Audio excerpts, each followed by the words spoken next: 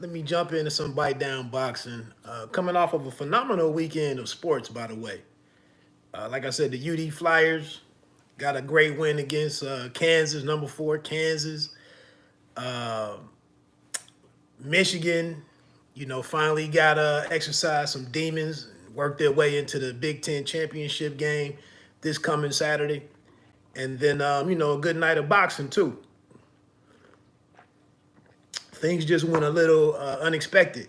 Do me a favor, check me out over at www.bitedownboxing.com for my write up of the fight, my fight write up. I appreciate that, 3,000%.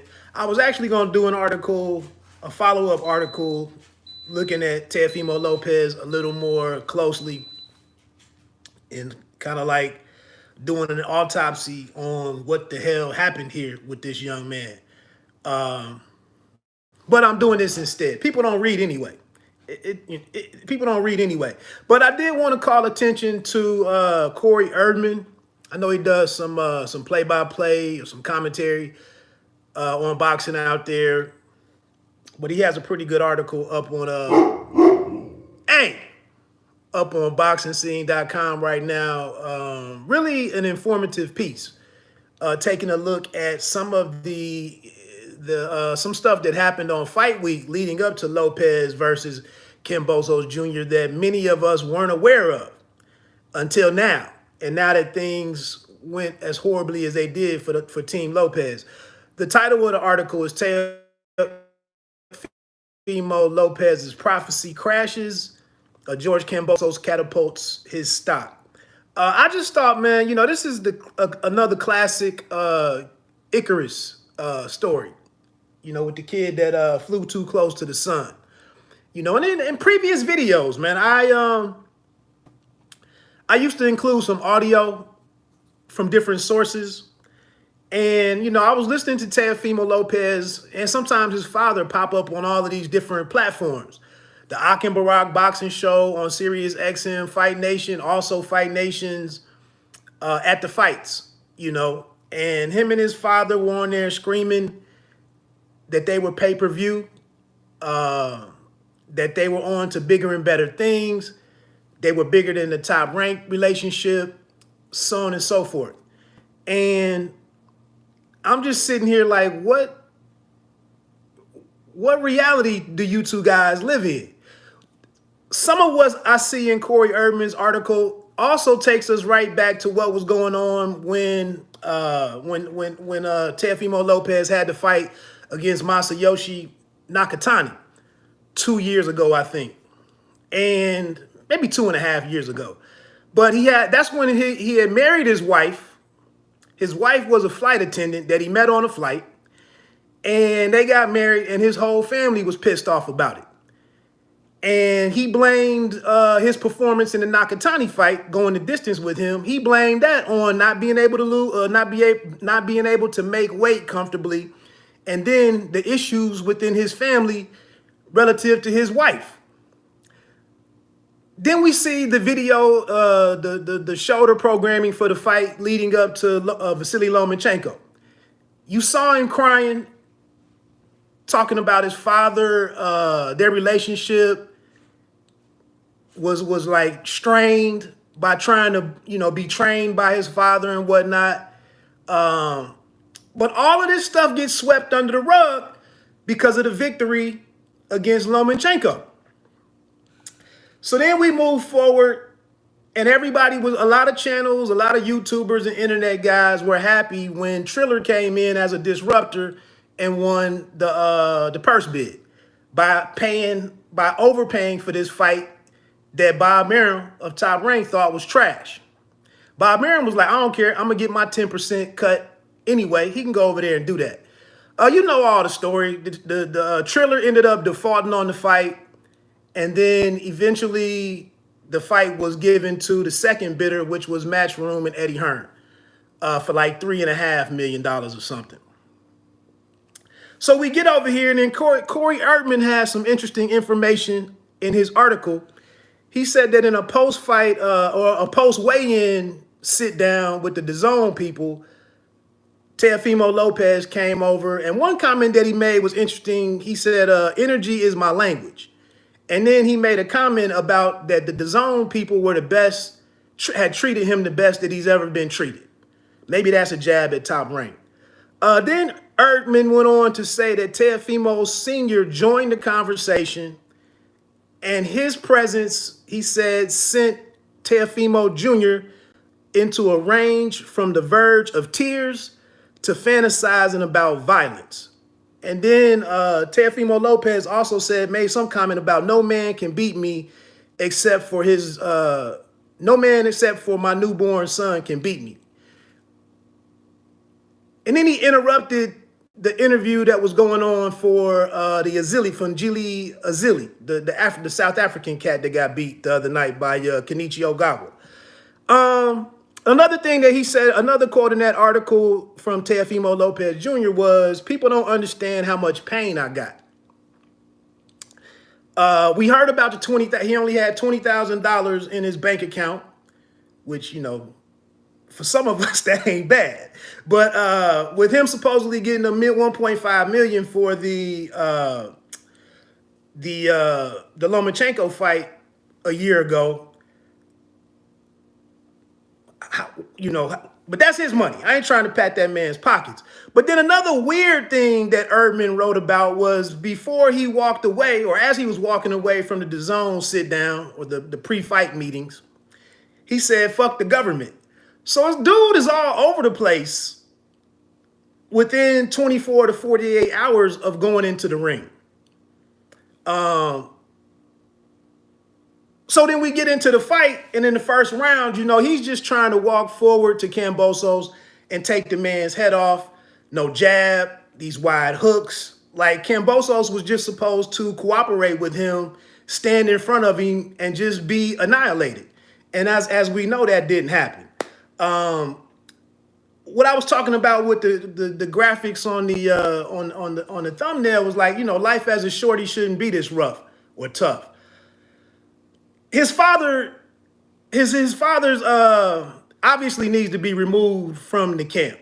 You know, one, he doesn't know what the hell he's doing. He was totally negligent as his chief second in this very important fight, in a fight that on a regular night for Teofimo Lopez, he should have won that fight. He should have at least won, you know, 8-4, 7-5, I think.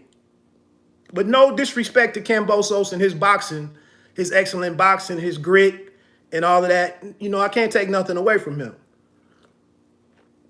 But I do think, based on current resume and the abilities that we know of each fighter, I do think the kid in his right state of mind, I think he gets past Kambosos Jr.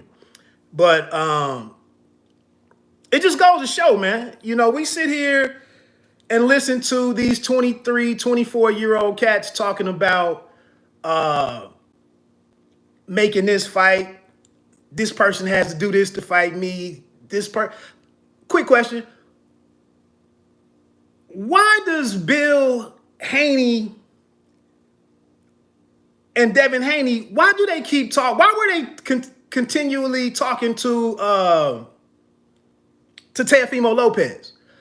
What was going to come from them confronting each other at all of these different fights and continuing to be in these, you know, with everybody with their cameras around them in the back and microphones in between them? What was that going to do? It might create some buzz in our world online for a fight, but when the hell was Bill Haney going to talk to Bob Arum to get the fight made? When was that going to take place? But again, you know, this kid just got out here. Anybody who was willing to have him on their platform, anybody who was willing to put a camera on him, anybody that was willing to put a microphone in front of his face, he was just talking his talk. And, you know, boxing is not an easy business. And I didn't see it actually be said by, I didn't click on the video. I don't know if Teofimo Sr. actually said it. But I'm going to say his name. People like the Fred Cat with the Barbershop Conversations channel. I don't know how people get their information from this brother, but to sit here and suggest and make the assertion that fighters don't need anybody. You don't need a promoter. You can do this by yourself. As this one brother said a couple of weeks ago on this, that's poppycock. You know, that's misinformation.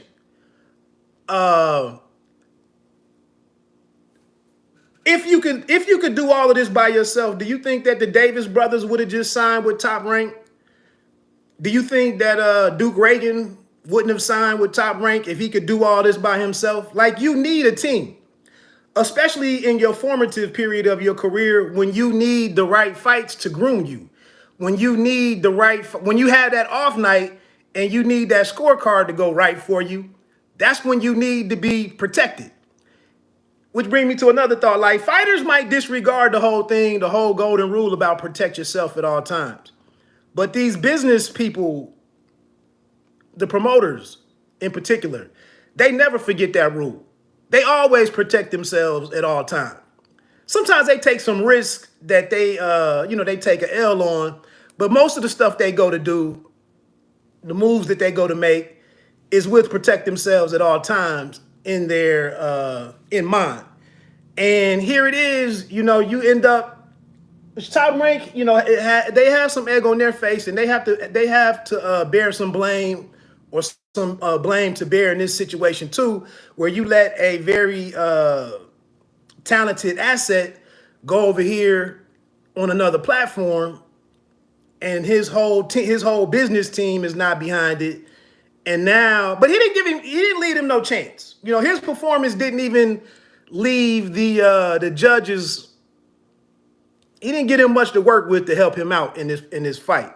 But you gotta, and we say it all the time. We get mad about the corruption and the judging, the suspect judging and decisions and whatnot.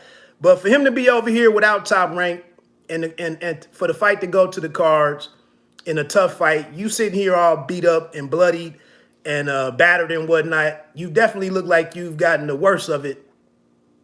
And, no surprise that the cards weren't in his favor. But a lot of this stuff, like I said, this young man was just, I think he's been poorly misguided over the last, ever since the end of the Lomachenko fight. He was misguided. And, as a fighter, you just want to fight. His job is to be ready to fight and to fight and to fight well on fight night. And all of these other people that got involved, the McWhorter cat from Split T Management, his father, they let a lot of stuff swirl around in this young man's head and send him in there, to fail. And like I said, shout out to Kambosos, who boxed very well, showed a lot of grit and determination to take advantage of his moment, and shit happens. Shit happens. I will say, I agree. I don't know if Hendricks said it. Maybe it was Sergio Mora. Maybe it was, who was that? Adnan Verk or something, whoever that was. But they made a comment about, he can bounce back and he will be world champion again. Who knows? I don't know if he will, be world champion, but he's definitely lost a lot of his leverage from what I understand. There's no rematch clause in place and whatnot, which is, again, with your business team messing up on this one, you exposed out here, you're not protecting yourself at all times. So now, maybe he does have to go to Australia to run the fight back. But I would imagine that, Kambosos, I don't know what his arrangement is moving forward with Matchroom or with Eddie Hearn. Maybe it was some options involved and whatnot. I don't know. But I'm sure, his negotiating leverage is now higher, or more, more powerful. And to some degree, he somewhat is also in a position where he can boast of a country that he can bring a fighter to. We saw Australia get involved with the bag for Pacquiao and Jeff Horn, where the government paid some portion of that purse. So it's a couple of things that Kambosos can do. But again, with what I was just saying about somebody like Barbershop Conversation. There's a couple other channels that talk a lot of boxing business, and they don't know what the fuck they're talking about. But getting these big fights done, it's a matter of relationships. You know, you got to have relationships. You got to be willing to work with others.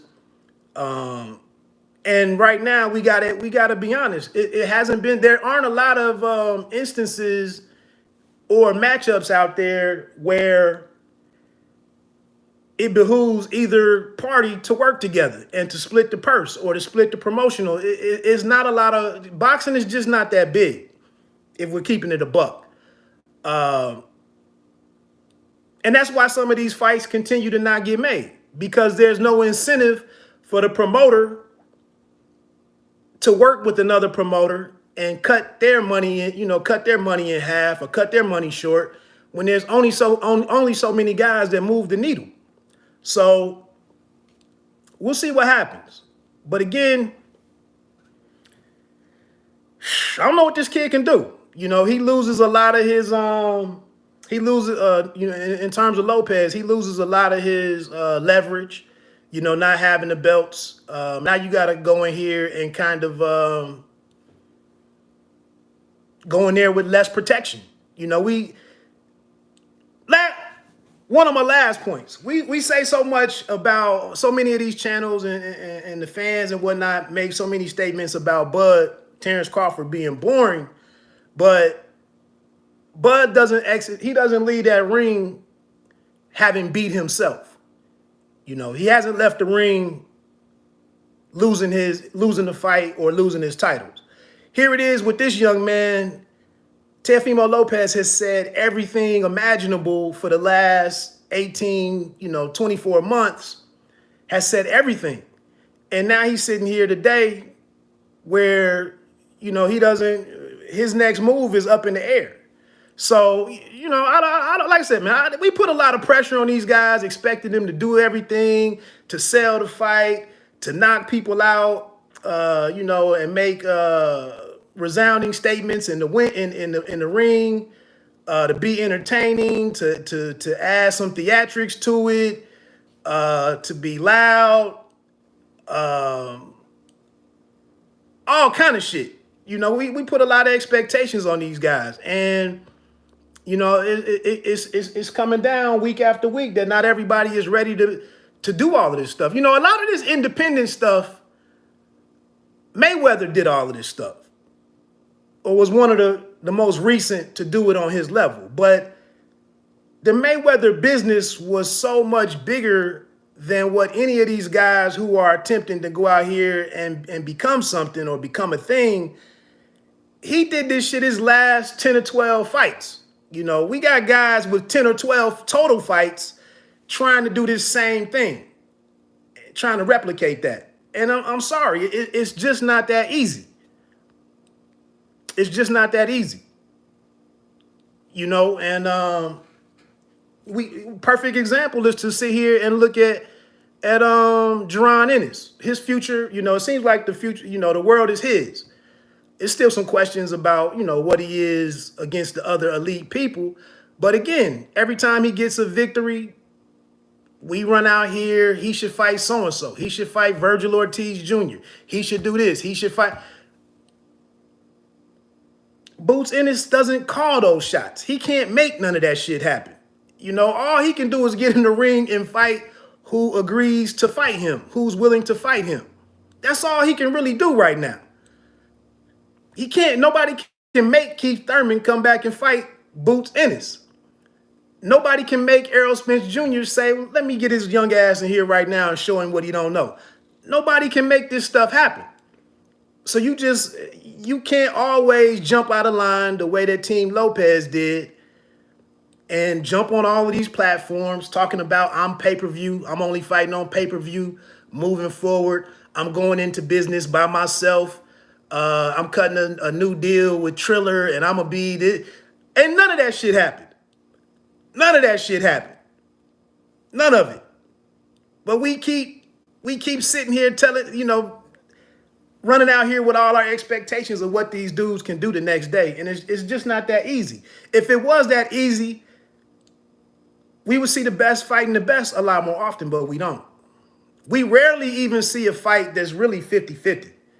The majority of the year, probably 85% of the time, we're watching fights where we already know what the winner is as soon as the fight is announced. A lot of times. And we're happy with that. We keep supporting that because we don't have nothing better to do. Anyway, let me go get these people their time for the day. I hope you enjoyed the fight. Like I said, man, I thought Kambosos, man, I really respected what he did as a boxer. A lot of times we see lesser talented fighters going in there against the house fighter or the marquee name or whatever, and they're not that scrappy. I thought he, the early knockdown really turned the tables off the jump. He frustrated the shit out of, he saw he was dealing with a dude who was frustrated in front of him. He kept picking at him. He kept poking him with the jab. He moved around a lot. He was timing him well all night. His work with his left hand, hooking off of his jab and, doubling up his hooks and whatnot. That's the basics of boxing. And then on the other hand, we got a dude swinging for home runs all night long, instead of just making contact. He jabbed a little bit, but it wasn't a jab to set anything up. It was more of a jab. Man, stand still. It was that kind of jab. Stand your ass still for a minute and touch him. And touch him. But it wasn't nothing coming behind that to really create the moments that he was trying to create, especially after he fell behind in the fight. But and then lastly, for Kambosos Jr. to bounce back in the 11th and 12th round, that's good shit. I mean, that's good shit. He could have got on his bike. He could have did some of that tripping shit, slipped down a dude and lift his legs up and broke the action down. But he stood there and fought him straight up. He boxed him straight up. I tip my cap to Kambosos.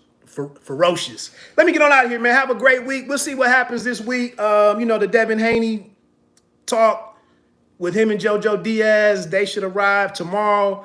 Press conference, the routine. Press conference Wednesday. Weigh-in Friday. Shit all on Matchroom Boxing's YouTube channel or whatever. And we do it again. And we see, do we have more drama this coming Sunday? Can JoJo Diaz upset the apple cart?